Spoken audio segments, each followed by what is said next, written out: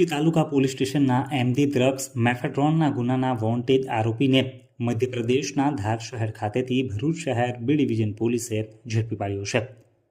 ગત તારીખ 6/11/2024ના રોજ ભરૂચ તાલુકા પોલીસ સ્ટેશન ખાતે the narcotics drugs and psychotropic substances act 1985ની કલમ 8C, 22C, 25 તેમજ 29 મુજબનો ગુનો શોધી કાઢેલ હોય અને સદર ગુનાની તપાસ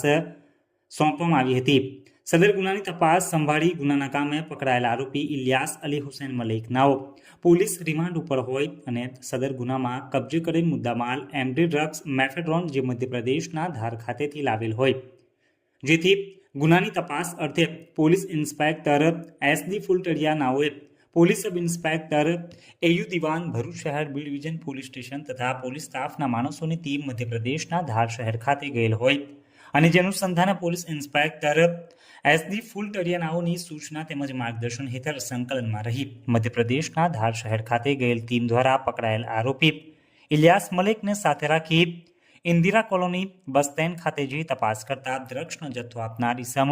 અકરમ ઉર્ફે ગોલુ મંસૂરી નાઓ હાજર મળી આવી સદર આરોપીને પકડી અટક કરી पुलिस स्टेशन खाते लावी कायदेसरनी कार्यवाही हाथ धरવામાં આવી હતી. इस वीडियो को लाइक करें, हमारे चैनल को सब्सक्राइब कर बेल आइकन जरूर प्रेस करें हमारी न्यू वीडियो सबसे पहले देखने के लिए.